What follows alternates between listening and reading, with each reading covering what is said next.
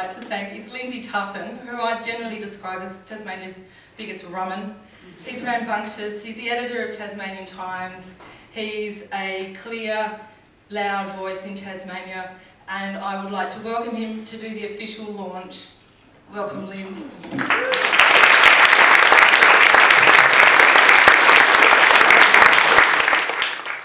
Thank you very much for the great honour of coming here, and I'm so sorry that you have to listen to me for the next 12 minutes precisely. I have been given writing instructions and I am not to go beyond 12 minutes, so I shan't. In fact, I may go just a little under. Now, what a marvellous idea. What a marvellous collection. And what an honour to be asked to contribute to launching it. It is simply marvellous. I am, quite frankly, as you may have gathered, a bit in awe of both this idea, its compilation, and its birthing.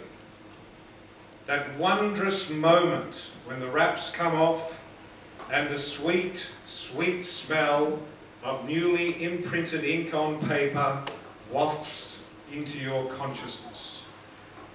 When I got my copy, fresh from the printers, it took me back to another life as a news editor.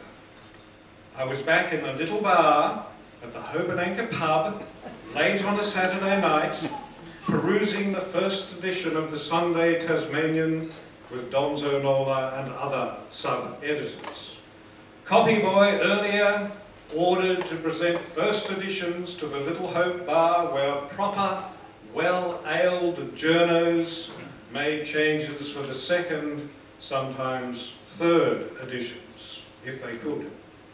I digress, but smell is so very important to Homo sapien, and nowhere is that more beautifully described than one short story in Transportation, Islands and Cities. It's 55 by Kate Ellis. Listen to this, I quote. The 55 arrives and its doors wheeze open. It smells of wet plastic, teenage deodorant, and deep fried chicken. This is the 55 to Oxford Circus. The next stop is St Thomas's Square. The seat breathes up and down as a man sits next to me. I feel the heat of his damp thigh close to mine and shuffle towards the window. A faint aroma of dust and paint sweeps up my nostrils. A glob of gum is pressed into the window frame. Moisture clings to its hardened form. End quote. As His Eminence Peter Conrad, Hobart-born Oxford Don and Fellow of the Royal Society of Literature, says in his foreword, Kate Ellis, in 55, has a connoisseur's nose for the aromas bottled in an average London bus, along with the human oddities who exude them. She, like others here, uses London as the setting for a story about loss and mourning. And as I read, I began to notice a pattern in this.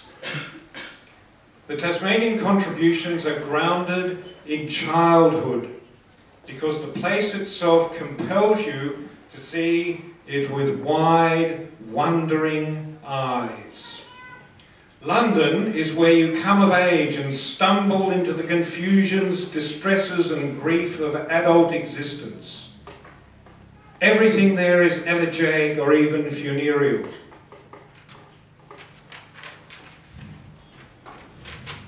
Including the teeth of one of Woolf's characters, which resembled tombstones. That's N. Quentin Woolf, who is another contributor in Transportation. Peter Conrad continues, yet are the two extremes of island and city so very far apart? Now, I cannot pronounce this guy's first name, so I'm going to call him Mr. Muller. It's Irish, and I'm sorry, I'm entirely, how do you pronounce it? Thai. Oh right, Thai. Thai Muller equates them when gruffly terminating a story set in London. He says, "And damn this city, damn all islands." Despite that curse, the idea of insularity may be Tasmania's gift to the world, which for the most part remains unaware of the benefaction. To be on an island or to feel like one is a natural condition writers who inevitably feel detached, disconnected, but by way of compensation enjoy the unique occupancy of a personal universe. Conrad details being gripped by a childhood memory of Hobart after reading Transportation in early printout form. And he says, as he says, "Transportation, I found, can happen thanks to words alone. Just one is enough to whirl you away through space and time. That was the case with Pigface, I was startled to find in Susie Greenhill's Unravelling." Of course, none of this, no book, no brilliant preface, and I think it is a wonderful foreword, would have been possible without the organisational skills of editors Sean Preston and Rachel Edwards. I asked Rach to detail some of the highs and lows, and this is what she said in .4. Quote, "Meeting an excellent crew in London who were into collaborating about this idea. Never doubting that we would get there, except for every morning between 3:30 and 4. Feeling blessed when Tony Thorne offered his ink drawings of people on the London Tube, and there they are over there, you can see them on the screen. $10,000 and a whole lot of love generated through the crowdfunding. The website, transportationbook.com, which keeps on publishing good new shit. Every single deadline blowout has been agony. There have been many. Most of us work full-time too. Couldn't agree more with the next one. Peter Conrad saying yes to writing the foreword. And now I remind myself of the excellent, excellent stories inside, and am tortured by the font size. Don't be Rach.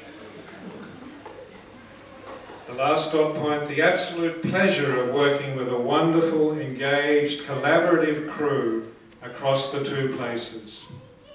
And now, an Iranian editor on board for the next issue.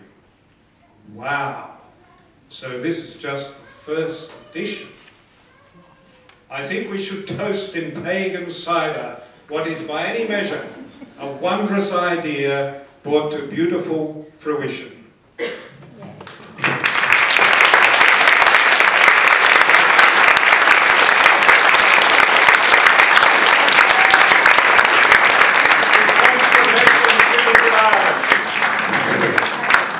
Thank you, Lindsay. Well, I don't know, I think we've, as the first event for the year, I think we've really set the tone. I mean, from here on in we're going to have pagan cider at every one, is that right? The dead Maggies are going to come and play for us again, I'm sure. We're going to have a customer base like you to come and fill up the cafe. And every book's got to be yellow, I'm sure that's right. So thanks very much.